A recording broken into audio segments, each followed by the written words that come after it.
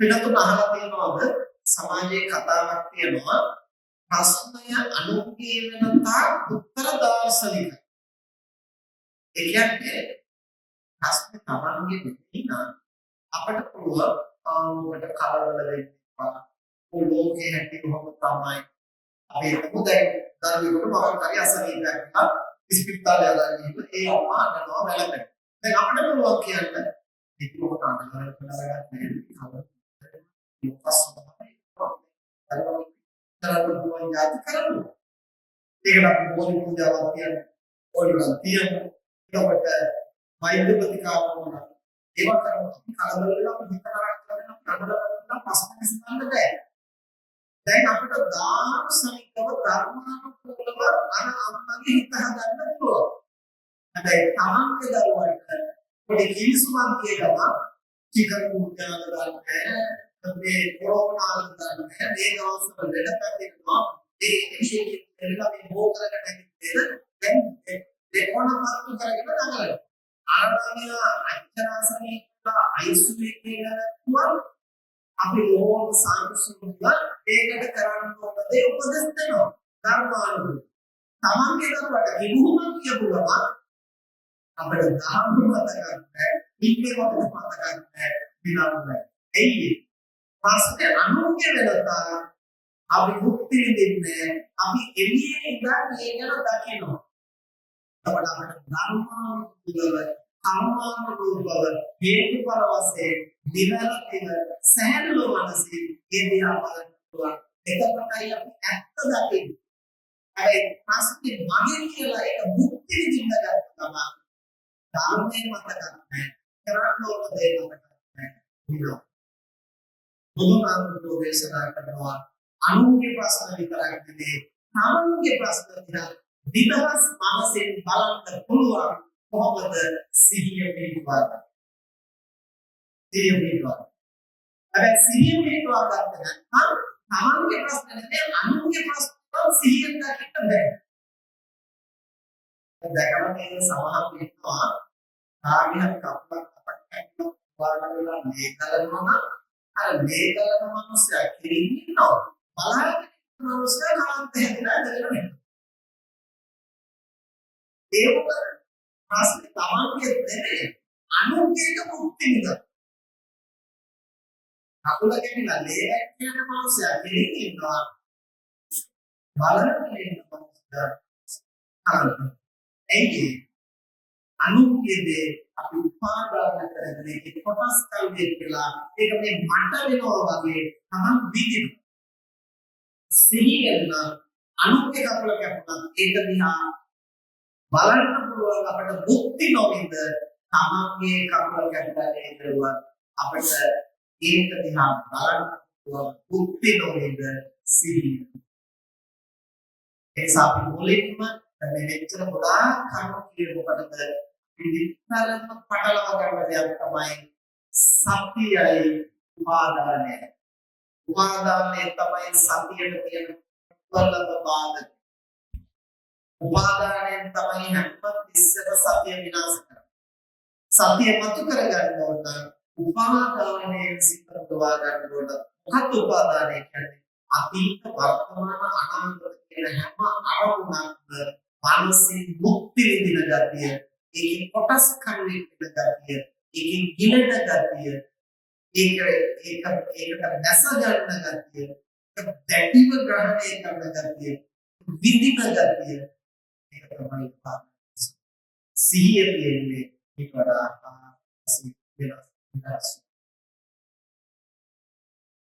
දැන් අර උපාදාන කරගත්ත ගමන් අපිට ඇත්ත දකින්න බෑ ඇත්ත පේන්නේ ඇයි ඇත්ත පේන්නේ නැත්තේ අපි ඉන්නේ හැබැයිවට ඒ වෙලාවේ සිද්ධ වෙන දේ වටහා ගන්න පුළුවන්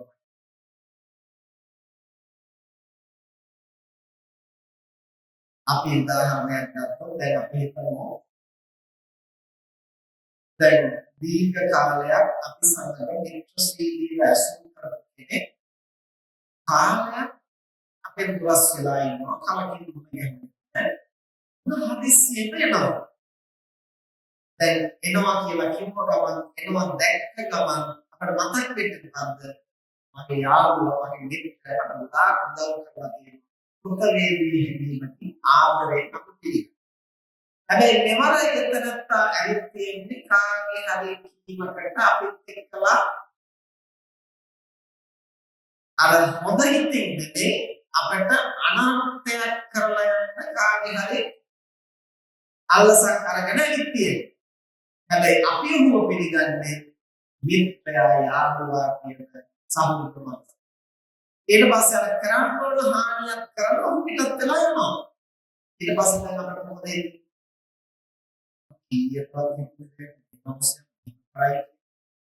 අපි ඉතින් සුපුරුදු විදිහට සුහදශීලී පිළිගත්තා. මට නිකමටවත් හිතුනේ නැහැ මේක කරන්න.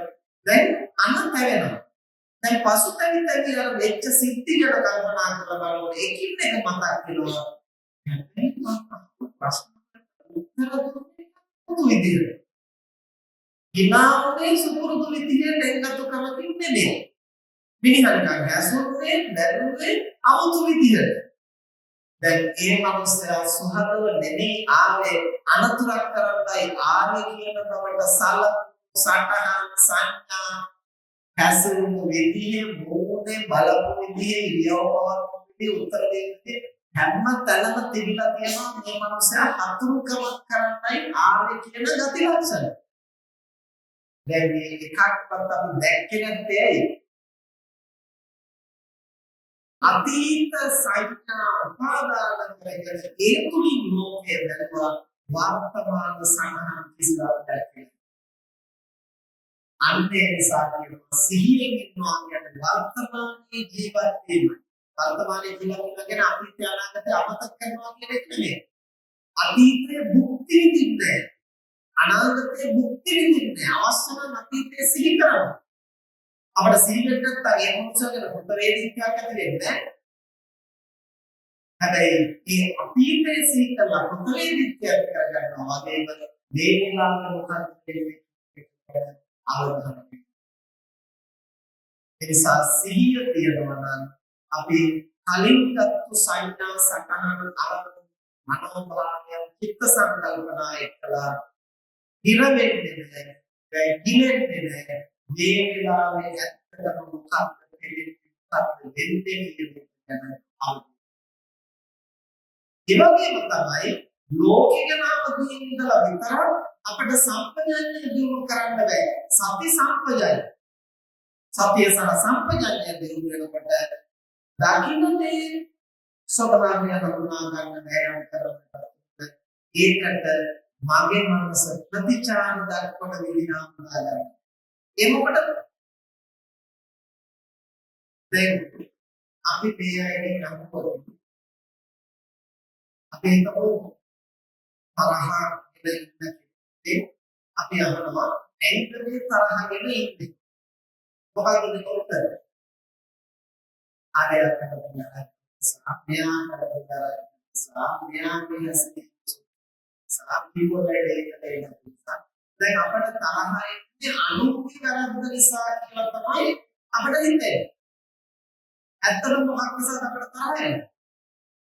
අනුන්ගේ වැරද්ද නිසා නෙවෙයි. අපි හිතනවා ඒ කරපු එක වැරදි මේ මං කැමති විදිහට තමයි දේවල් කෙරෙන්න ඕන. මං කැමති විදිහට නම් කළේ ඒක වැරද්ද වුණත් කමන්නේ මං සතුටුයි.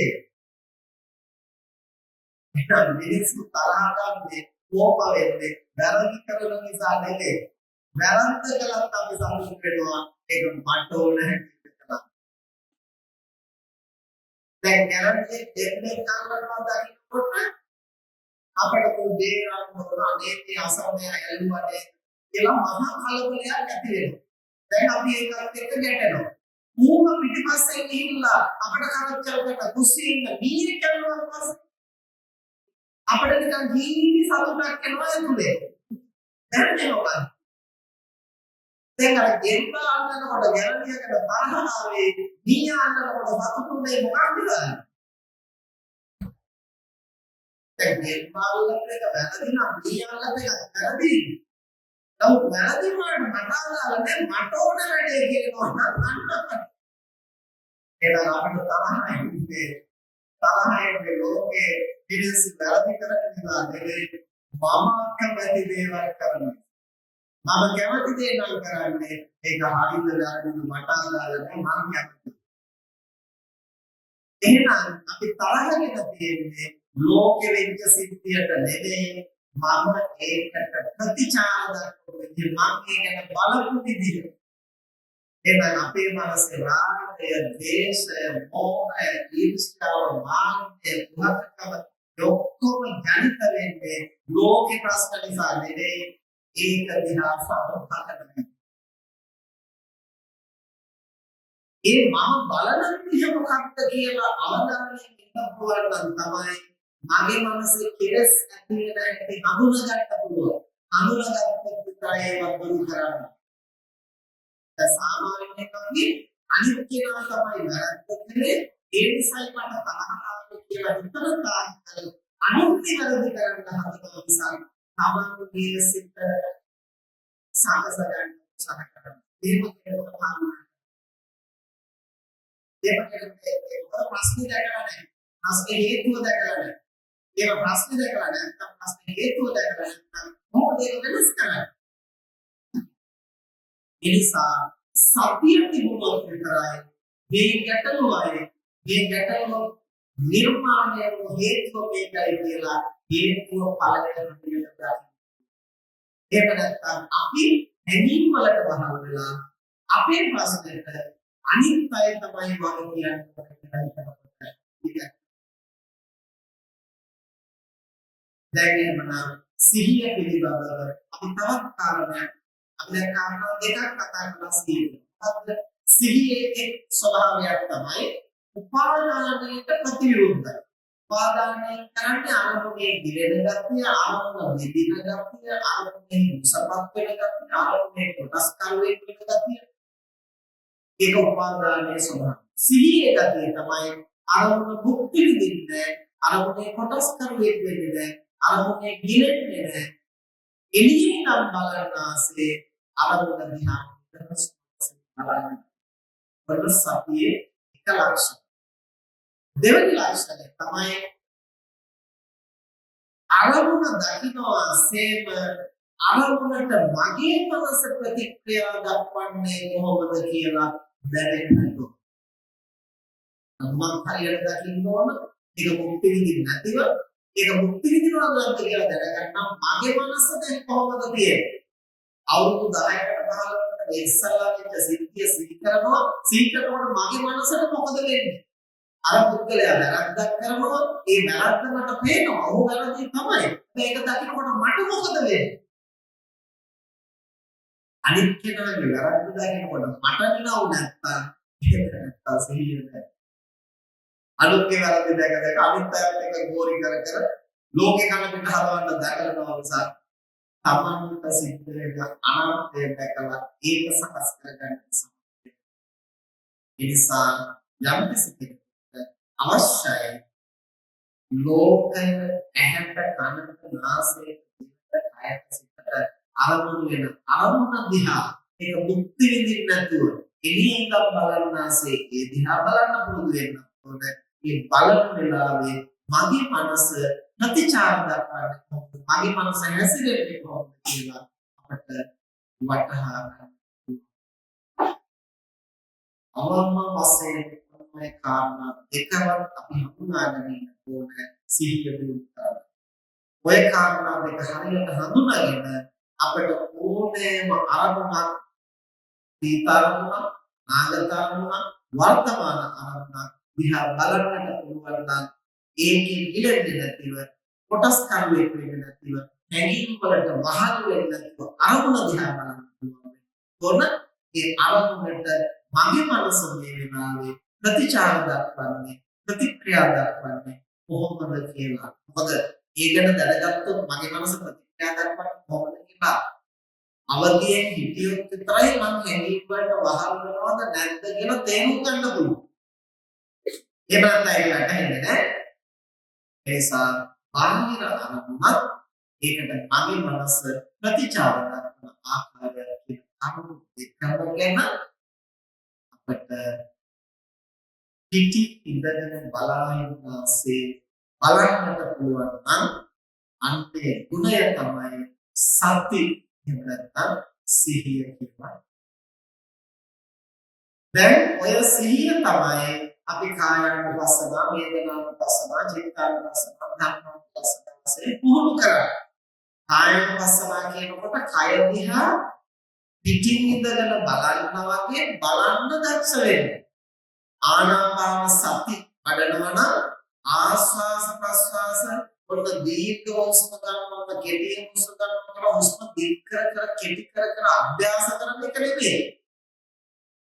හුස්ම වැටෙන හැටියට වැටෙන්න අරලා මම එළියේ ඉඳන් බලලා ඉන්නාසේ ඒ දිහා බලන්න දක්ෂ වෙන්න ඕන.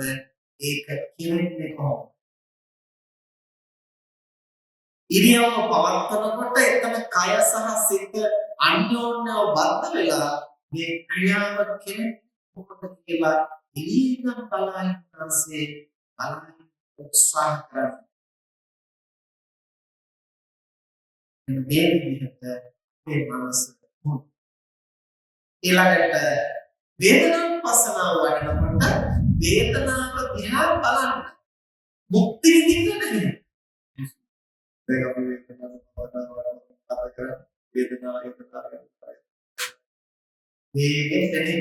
මෙනෙහි කරනකොට දැන් අපිට මොකක්ද කරගන්න ඕන? වේදනාව නැති කරගන්න. ඇයිද වේදනාව නැති කරගන්න? ඒක අමාරු නිසා. ඒක අමාරු වෙන්නේ. ඒක මෙදින නිසා.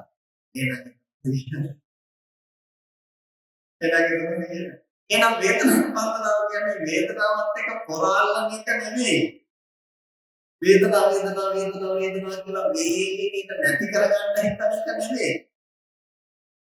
මොකක්ද වෙන්නේ? කොහොමද වේදනාව හටගන්නේ? කොහොමද වේදනාව නිරුද්ධ වෙන්නේ කියලා මේ උපකරණයන් දිහා බලා යන්න වගේ අර ඇතුළත සිද්ධ වෙන ක්‍රියාවලිය ආයත දැනෙන විදිහ සිතේකට ප්‍රතික්‍රියා දක්වන විදිහ දුක් වේදනාව විතරක් නෙමෙයි සුඛ වේදනාව ඇති වෙන මන්දස්ත වේදනාව ඇති වෙන හැටි දීගම් බලාගෙන ඉන්නාසේ ඒවා සිදුවෙන ආකාරය දකින්නට උදාහරණයක් පුහුණු කිරීම තමයි වේදනාව.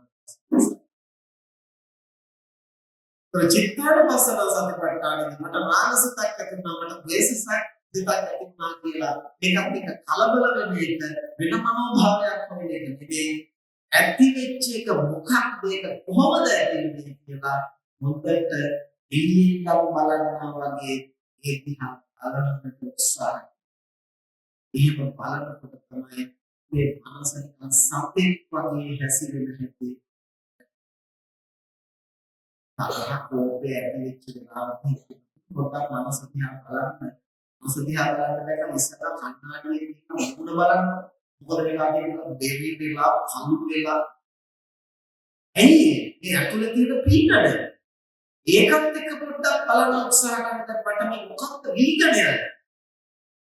හරි කතාවක් කරනවා මේගොල්ලන්ගේ ප්‍රශ්න තියෙන්න පුළුවන්. ඒගොල්ලෝ කියන්නේ දැන් අනිත් කෙනා වැරද්ද කළා කියලා මම මේගොල්ලෝ වෙලා හැබැයි ඒ වෙලාවට තමන්ගේ මනස යෝජනා කරන්නේ මොනවද? අනුකූලයට විද්‍යාවක් විතර පීඩාවක් කරන කම්පනයක් ඇති කරන අද දෙන්න ආසුවක් ඇති කරන මේ මනස යෝජනා කරන්නේ තම හිංසා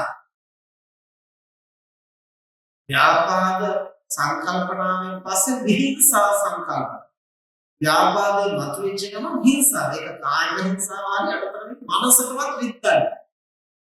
දැන් ටිකක් වෙලා අපේ මනස දිහා බලන තමයි අපිට දැනෙන සතෙක් වගේ මගේ මනස ඒ වෙලාවට වැඩ කරනවා. අලින් ගන්න විත්තයි. මේ මමද මම ඇත්තටම මිනිස්සෙක්ද? මම ඇත්තටම අම්මා කෙනෙක්ද? මම තාත්තා කෙනෙක්ද? මම පැවිද්දෙක්ද? මම මෙච්චර ධර්මයෙන් දන්න කෙනෙක්ද? මුදුම හිතෙනවා අර දුර්වල මනෝභාවයන් මානසික ක්‍රියා අන්නේ දැක්ම අවශ්‍යයි. මේක දුසුදුසු ධර්මයක් සිතට අන්තරායක් ඇති කරන ලෝකෙට හානියක් කරනවා කියලා දැනගෙන දුර්වල මනෝභාවය දුරු කරන්න මනෝභාවයේ හැසිරෙන හැටි දුරට ආත්මය. මේ ගති ලක්ෂණ හඳුන ගන්න. නැවත ඒවා මතුවෙනකොට මේ එන්නේ ද්වේෂය කියලා හඳුන ගන්න. දීර්ඝ කාලයක් අර කුකුල් පැටවවත් දෙන එකලා වගේ. අර නියුත්තවරණ දෙන එකලා වගේ. අනන්ත ලක්ෂණ හරියට හඳුන ගන්න දීර්ඝ කාලයක්. ඒක තමයි චිත්තානුපස්සන. අසල් ධම්මානුපස්සනාවේදී නීවරණ ධර්ම වශයෙන් පංචස්කන්ධ වශයෙන් ධම්මානුපස්සනා කොටස් පහකින් දේශනා කරනවා. නීවරණ කාණ්ඩය, පංචස්කන්ධ, ඊළඟට ආයතන, බොජ්ජංග, චතුරාර්ය. චිත්ත චෛතසික රූප නිපාත කියන මේ පරමාර්ථ සතරම නුවණින් විමසා බලන්නට ධර්ම ප්‍රයත්න කරනවා. එතකොට එතනදී ධර්මානුපස්සනාව වශයෙන් මේ පරමාර්ථ ධර්මයන්ගේ ස්වභාවය හේතු ප්‍රත්‍යයෙන් හටගන්න විදිහ, හටගෙන නිරුද්ධ වෙන ආකාරය, ඇතිවීම නැතිවීම දෙකෙන් පෙළෙන බව, එතන සත්‍යයේ පිටකලේ ආත්මය මම කියලා ඇති බව, සියලු කාරණා මනමින් වටහා ගන්නට සිහිය අවශ්‍යයි. ඒ අරමුණ දැන් අපි කතා කරන්නේ මොකක්ද ගැනද? සිහිය, සතිය. සතිය කියන්නේ ගති ලක්ෂණ. දැන් ටික ටික අද ඉඳලා උත්සාහ කරන්න ඕන ඔය ගති ලක්ෂණ මගේ මනසේ තියෙනවද? මම සිහිය පුහුණු කරන අවස්ථාවට මගේ මනසේ ඔය කියන ලක්ෂණද තියෙන්නේ? මට ඔය කියන ගති ලක්ෂණ වලින් මනස පවත්වන්න පුළුවන්ද? පුළුවන් නම් අන්න සිහිය. ඊට පස්සේ අපි ඒක හඳුනාගෙන ඒක දියුණු කරන්න ඕන.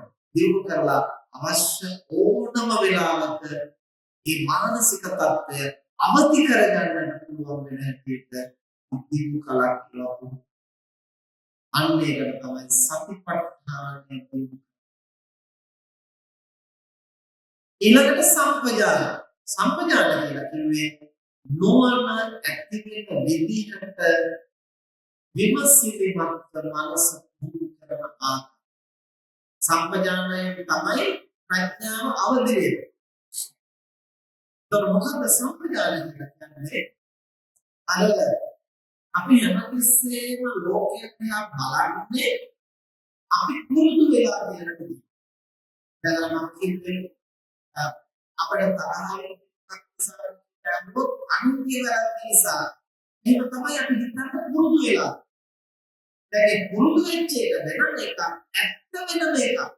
ඇත්ත දකින්න නම් අර පුරුදු වෙච්ච විදිහට බලන්න නැතුව වෙන විදිහකට බලන්න.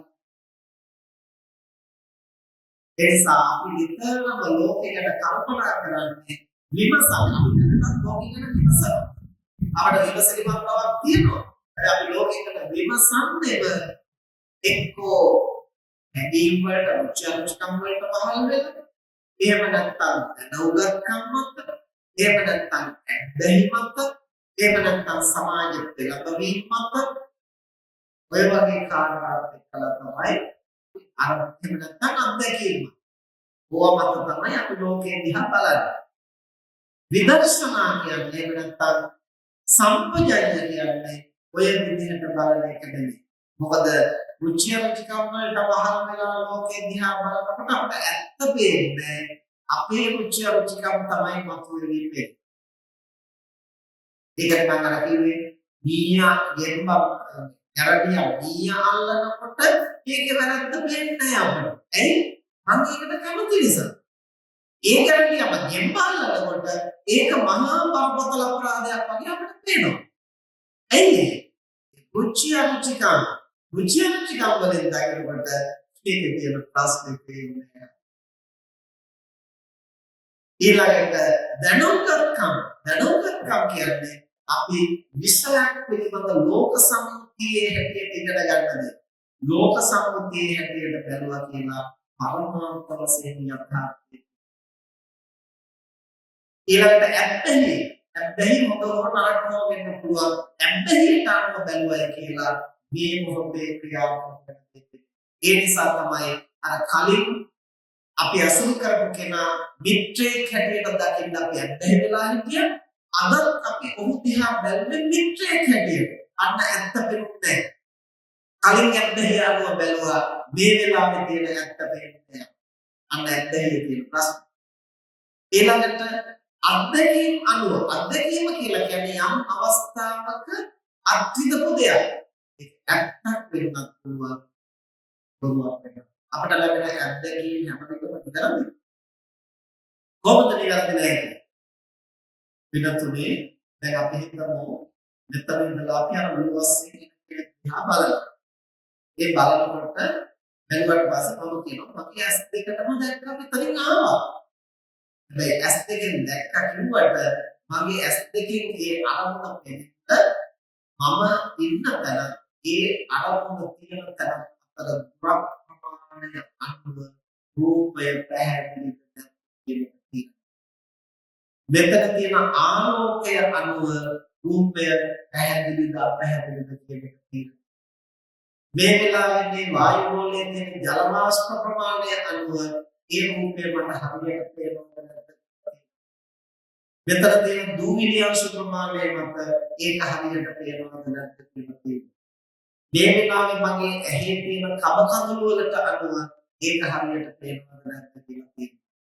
මගේ ඇහි කාචය සුද බැලගෙන එනවද නැත්ද ඇහි කාචය පිරිසිදුද ඒ අනුව රූපේ වෙනස්. මේ වෙලාවේ මගේ ඇහි රුධිර පීඩනය අඩුද වැඩිද ඒ අනුව පෙනෙන එක වෙනස් වෙනවා. මේ වෙලාවේ මගේ ස්නායු ක්‍රියාත්මක වෙන්නේ ප්‍රකෘතිමත්ද විකෘතිමත්ද ඒ අනුව පෙනෙන එක වෙනස්. ඒ පෙනෙන වෙලාවේ මගේ මොළයේ රූප හඳුනා ගන්නා කොටස නිවැරදිව ක්‍රියාත්මක වෙනවද නැද්ද ඒ අනුව පෙනෙන එක. දැන් බාහිර රූපය මොළයට යන තැනට දක්වාම කොච්චර වෙනස්කම් වෙන්න පුළුවන්.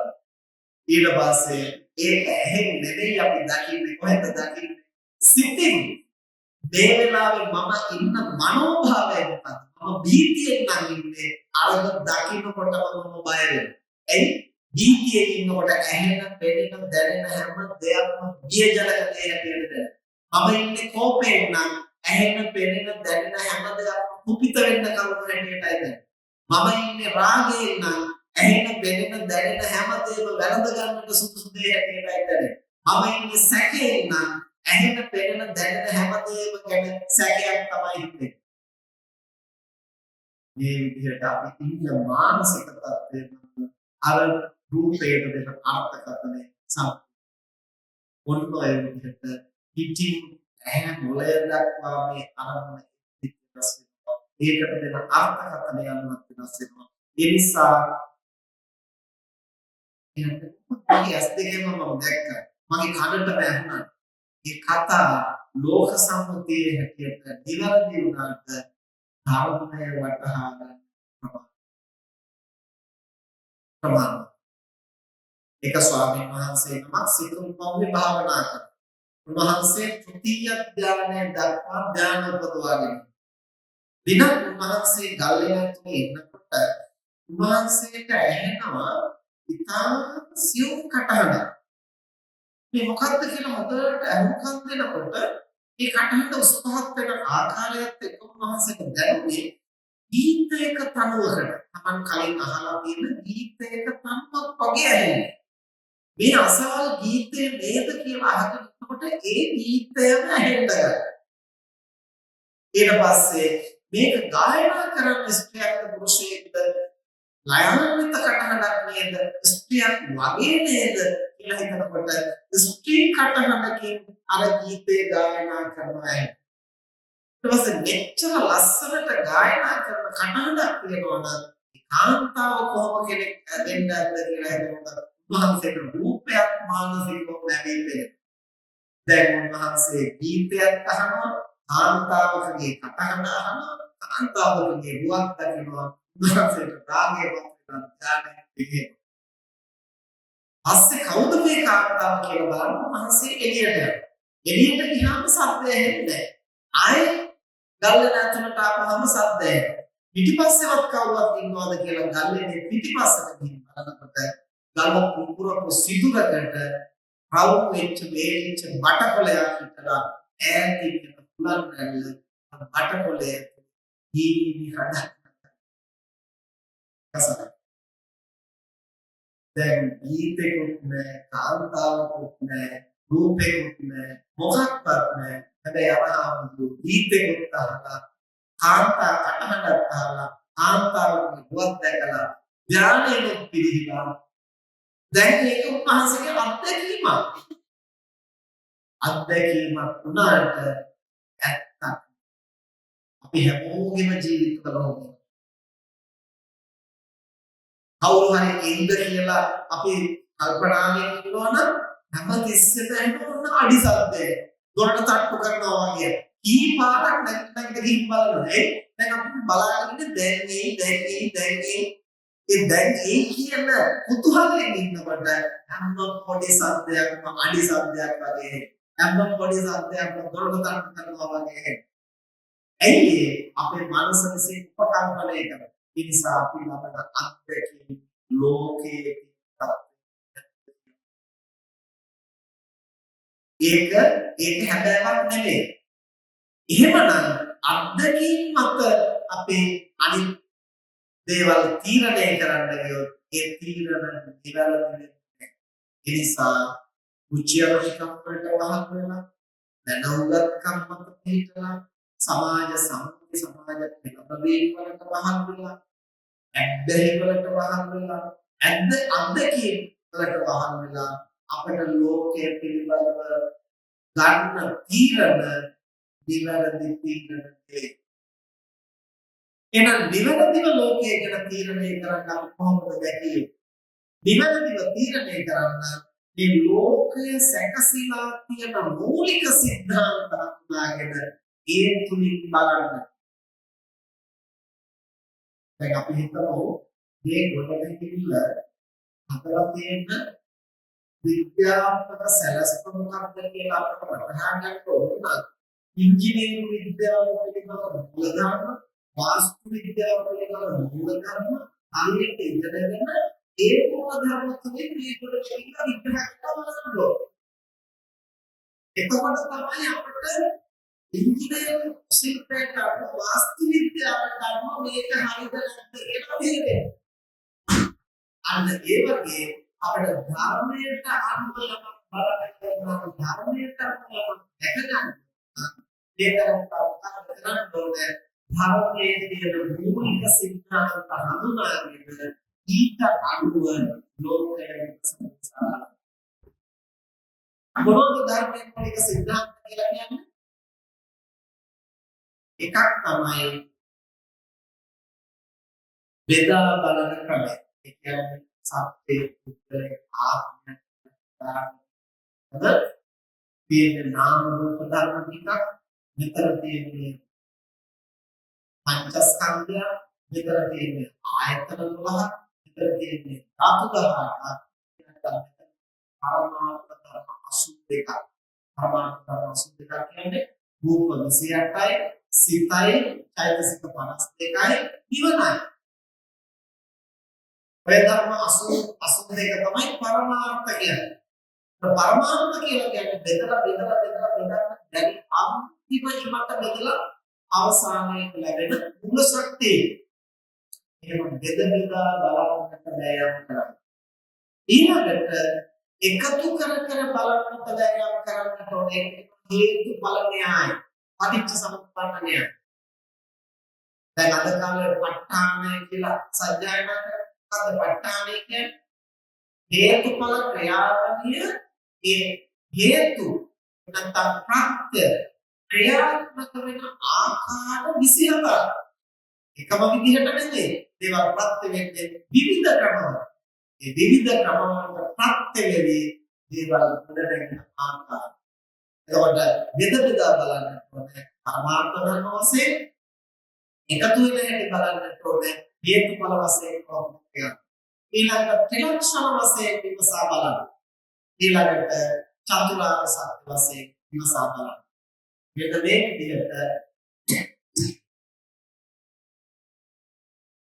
මේ විදිහට අපි ලෝකය නිවැරදිව දකින්නට ඕන නම් අපට ලෝකයේ නිවැරදිව දකින්න ධර්මානුකූලව දකින්න ඕන අපට කරන්න ඕනේ සිහිය පිහිටුවා. දැන් සිහිය පිහිටවනවා කියන්නේ මොකක්ද? අරමුණ භුක්ති විඳින්න නැතුව අරමුණේ ගෙලෙන්නේ නැතුව අරමුණේ කොටස් කරන්නේ පිටින් ඉඳගෙන බලන්නාසේ බාහිර අරමුණ දකින්න පුළුවන් වෙන්නත් ඕන. ඒකට මගේ මනස ප්‍රතිචාර දක්වන විදිය. සිත බාහිර ලෝකයන් වැඩ කරන විදිය. යන එළියෙන් ඉඳන් බලන්නාසේ පූර්ණ අවධානය යොමු කරගන්න. අවධානය යොමු කරගෙන විමසන්න ඕන. මේවා හේතුඵල වශයෙන් ක්‍රියාත්මක වෙන හැටි. මම මෙහෙම හිතනකොට මට කෝපය මතුවෙනවා. මම මෙහෙම හිතනකොට කෝපය දුර වෙනවා. මම මෙහෙම දකිනකොට රාගය මතුවෙනවා. මෙහෙම දකිනකොට රාගය දුර වෙනවා. මේ විදිහට කොහොම හිතනකොට කොහොම දකිනකොටද ඊළඟට බාහිර ලෝකයේ මොන විදිහටද උස් පහත් වෙන්නේ? කම්ම නියාමය මත, චිත්ත නියාමය මත, බීජ නියාමය මත, ඍතු නියාම, ධම්ම නියාම කියන පංච නියාමය මත ලෝකේ ක්‍රියාත්මක වෙන්නේ කොහොමද? රූප හට ගන්න හේතු, සිත හට ගන්න හේතු, ඒවා අධ්‍යයනය කර හේතුඵල වශයෙන් ක්‍රියාත්මක වෙන්නේ විමසා බලන්න. ඊළඟට ත්‍රිලක්ෂණ වශයෙන් මේ හේතු ප්‍රත්‍යයෙන් හට ගන්නා සෑම ධර්මයක්ම වහා බිඳී යනවා. අනිත්‍යයි. ඉපදී බිඳීම් දෙකේ නිරන්තරයෙන් පෙළෙනවා. දුක්ඛයි. ඉපදී බිඳී ගියාම කිසිවක් ඉතුරු වෙන්නේ නැහැ. එනම් මම කියලා ආත්මයක් පනවන්න කිසිවක් නැහැ. හටගත්තේ ඒ විදිහම කිසිවක් ඉතුරු වෙන්නේ නම් අනිත්‍ය වශයෙන්, දුක් වශයෙන්, අනාත්ම වශයෙන් ඊළඟට චතුරාර්ය සත්‍ය වශයෙන් මේ සමස්ත දුක්ඛ සත්‍යයි. ඒ දුක්ඛ සත්‍ය කියන්නේ නාම රූප ධර්ම උපදානක සියල්ලම දුක්ඛ ලක්ෂණයෙන් යුක්තයි. මේ සමස්ත දුක්ඛය නැත්නම් මේ ඔක්කොම පංචස්කන්ධ කියලා ස්කන්ධ පහකට බෙදන්න පුළුවන්. රූප වේදනා සංඥා සංකාර විදිහට. පංචස්කන්ධ සංඛ්‍යාත මේ අටගෙන නිරුද්ධ වෙන දුක්ඛ ස්කන්ධය නිර්මාණය කරන්නේ කවුද? තෘෂ්ණාව විසින්. ඒ නැරෙනකොට හරිනම් මේ නාම රූප ධර්ම දෙකම නිරුද්ධ වෙනවා. එතනින් ඉවර වෙන්න ඕන. එතනින් ඉවර වෙන්න යලිත් පංචස්කන්ධය හටගන්නේ භවයේ පවතින ජීවත් වෙන භවතන්. භවතණ්හා විසින් තමයි මේක නිපදවන්නේ. සියලු දුක්ඛ ස්කන්ධේ නිර්මාණය කරන තණ්හා. ඒ තණ්හාව දුරු කළොත් පමණයි භවගමන නිමා වෙන්නේ. ඒක දුරු කරන්න නිකම් බෑ. තණ්හාව කියන්නේ අවිද්‍යාව මතයි. අවිද්‍යාව කියන්නේ සංස්කාර ධර්මයන්ගේ විසම බව නොවැටහෙන ගතිය. එමනම් ඒ අවිද්‍යාව දුරු කරන්න සම්මා දිට්ඨිය ප්‍රඥාව මුල් කොටගත් මාර්ගාංග අට දිනු කරන්න. ඒ මාර්ග සත්‍ය වැඩුවොත් තමයි අවිද්‍යාව දුරු වෙන්නේ, ප්‍රඥාව අවදි වෙන්නේ. ප්‍රඥාව අවදි වුණොත් තමයි තෘෂ්ණාව ප්‍රහාණය වෙන්නේ. දැන් ඔය විදිහට හේතුඵල වශයෙන්, ලක්ෂණ වශයෙන්, චතුරාර්ය සත්‍ය වශයෙන්, පරමාර්ථ ධර්ම වශයෙන් මේ නාම රූප ධර්ම විමසා බලන ක්‍රමය තමයි සම්පජඤ්ඤය. එතකොට මේ සම්පජඤ්ඤ වශයෙන් ලෝකේ බලනවට තානමක් කියන මොකද්ද? විදර්ශනා. විදර්ශනා කියන්නේ විවිධාකාරයෙන් දකින්නට උත්සාහ. විවිධාකාරයෙන් කියන්නේ හේතුඵල වශයෙන් දකින්න, ලක්ෂණ වශයෙන් දකින්න, පරමාර්ථ ධර්ම වශයෙන් දකින්න, චතුරාර්ය සත්‍ය වශයෙන් දකින්න, විවිධ ක්‍රම වලින් දකින්න. බෙදා බලනවා, එකතු කර බලනවා. එහෙම කාර්යයක් කරනකොට තමයි ප්‍රඥාව අවදි. ප්‍රඥාව වැඩෙන. ඒකට කියනවා සම්පජඤ්ඤය. දැන් සති සම්පජඤ්ඤය. ඊළඟට තුන්වෙනි කාරණේ මොකද්ද? වීර්ය. වීර්ය කුසල සිතේ දෙනවා, අකුසල සිතේ දෙනවා. අකුසල සිතේ දෙන වීර්ය අකුසලයට උදව් වෙනවා. කුසල සිතේ දෙන වීර්ය කුසලයට උදව් වෙනවා. ඒ නිසා නිර්වාණගාමිනී මාර්ගයේදී අපට උපකාර වෙන්නේ කුසල වීර්යය. කුසල වීර්යය නැත්නම් කියලා කොහොමද හඳුනගන්නේ? හඳුනගන්නට වෙන්නේ හේතුඵල වශයෙන්. එතකොට වීර්ය කුසල වීර්යය අකුසල වීර්යය කියලා හඳුනා ගන්නට වෙන්නේ හේතුඵල වශයෙන් විමසා බැලීම. ඒ කියන්නේ වීර්ය හටගන්න හේතුව මොකක්ද? ලෝභයෙන්, දේශයෙන් නම් මොහයෙන් නම් වීර්ය හටගෙන තියෙන්නේ අකුසල වීර්ය.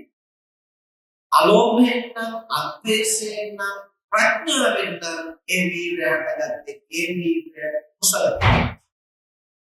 තව පැත්තකින් ඒ වීර්ය නිසා මොකක්ද ඇති කරන ඵලය? වීර්ය නිසා ඇති කරන ඵලය දැන් හේතුව බලන්න ඕන මොන හේතුවෙන්ද මේ වීර්ය මතුනේ? ඵලය දිහා බලන්නටත් ඕනේ. මේ වීර්ය මතුනහම ඒකෙන් ඇති කරන ප්‍රතිඵලය මොකක්ද? අකුසල් වඩනවද? කුසල් පිරිනවද? එහෙනම් ඒක කුසල වීර්යයක්. යම් වීර්යයක් නිසා අකුසල් දුරු වෙනවද? කුසල් වැඩෙනවද? අන්නේ වීර්ය තමයි කුසල වීර්ය. ඒක හතර ආකාරයකින් දක්වනවා. නෝපන්න කුසල් නිපද වීම, උපන්න කුසල් ප්‍රහාණය කිරීම, නෝපන්න කුසල් ඉපද වීම සහ උපන්න කුසල් වැඩි වීම. මේ කර්ම වලට උදව් වෙනවා නම් අන්තේ වීර්ය කුසල. මේ විදිහට හේතුඵල වශයෙන් විමසා බලලා වීර්ය විවරණ හඳුනා ගන්න ඕනේ. හඳුනාගෙන ඔන්නෝය කියන කරුණු තුන ආතාපේ සම්පජාන සතිමා සිහිය තියෙන්නට ඕන, විමසිලිමත් ප්‍රඥාව තියෙන්නට ඕන, කුසල වීර්ය තියෙන්නට ඕන. ඔය කරුණු තුන හැම මොහොතකම මනසේ අවදි කරගෙන පවත්වා ගන්න පුළුවන් නම් ඒ තනත්තාට වාඩි වෙලා හිටියත්, හිටගෙන හිටියත්, කකුල් නවාගෙන හිටියත්, දිගහැරගෙන හිටියත්,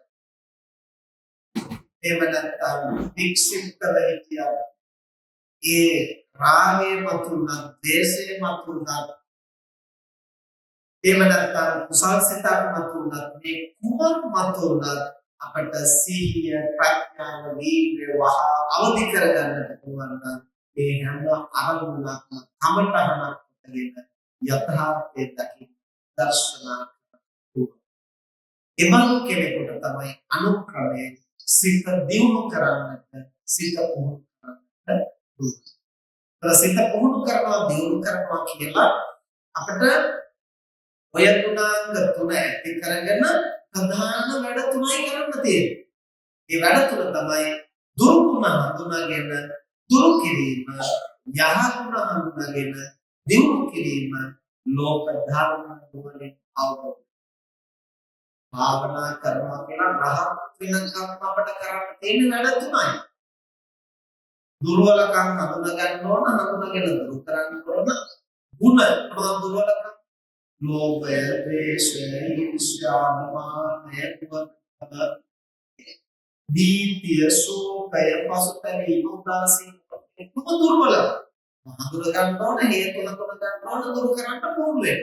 මොනවද ගුණ? කරුණාව, මෛත්‍රිය, දයාව, අනුකම්පාව, සිහිය, කාර්යසුතාවය. මේ යහ ගුණ හඳුනාගෙන දියුණු කරන්න ඕන. ඊට පස්සේ ලෝක ධර්ම නුවණින් අවබෝධ කරගන්න. මොනවද ලෝක ධර්ම? ත්‍රිලක්ෂණය, චතුරාර්ය සත්‍ය, පටිච්චසමුප්පාදය, පරමාර්ථ ධර්ම. මේවා නුවණින් අවබෝධ. ඔය වැඩ තුනයි අපිට කරන්න තියෙන්නේ. ඒ වැඩ තුන කරන්න අර ධර්ම තුන අවශ්‍යයි. ආතාපේ සම්පතන. ඔය ටික හරියට ජීවිත කාලය මුළුල්ලේම අධ්‍යයනය කර නැවත පුහුණු කරන්න පුළුවන්. එබඳු කෙනෙකුට තමයි භාවනා සිත දියුණු කරන්නට, පුහුණු කරන්නට පුළුවන්. එබනම් අද අපි දැසක එක කාරණයක් අපි කතා කරනවා. අද එක කාරණේ සිත පුහුණු කිරීම. සිත පුහුණු කරන්නට අත්‍යවශ්‍ය ගුණාංග තුනක් ගැන අපි කතා කරනවා. මොනවද? සිහිය, ප්‍රඥාව, වීර්යය. සිත පුහුණු කරන්න ඕන වැඩ තුනක් අපි කතා කළා. දුරු ගුණ හඳුනාගෙන දුරු කිරීම, යහ ගුණ හඳුනාගෙන අවදි කිරීම, ලෝක ධර්ම. වැඩ තුනක් තියෙනවා අපිට කරන්න. ඒ කකුල් නමාගෙන ඉන්නේ, කකුල් දිගෑරගෙන ඉන්නේ, කොහොම කෙලින් තියාගෙන ඒව නෙමෙයි. ඒවා Tamanට පහසු විදිහට පවත්වා ගන්නට ඕන කය සංසුන් කරගෙන. ඒක අවශ්‍යයි. හැබැයි හැම මොහොතේම එහෙම කරන්න පුළුවන් නම් එන්න පූර්ණ අවධානය යොමු කරන්න ඕනේ. මේකෙන් අදහස් කරන්නේ කකුල් නමාගෙන වාඩි වෙලා භාවනා කරන්න එපා කියලා නෙමෙයි.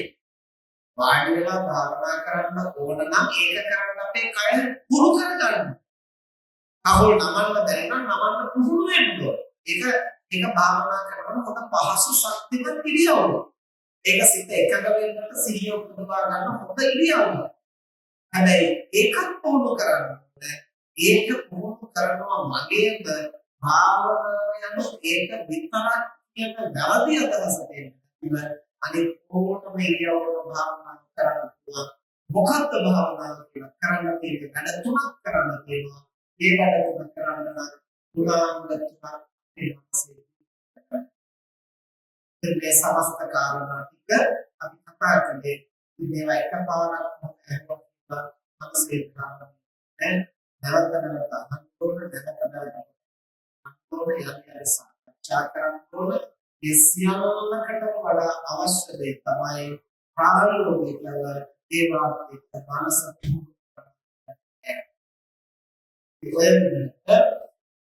සිහිය ප්‍රඥාව දීගෙන ආගෙන දුරුකල කරන යහපත් කරමින් බෝධි අවබෝධ කරන්නේ සිත පුහුණු කිරීමෙන් භාව ප්‍රබල කරන්නට ඒ සුද්ධ භෝකාරී වේවා. උදාහරණ අපි දැන් කටේ වාඩි වෙලා ඉහස ඇති නිසා කාට හරි දැසකිරි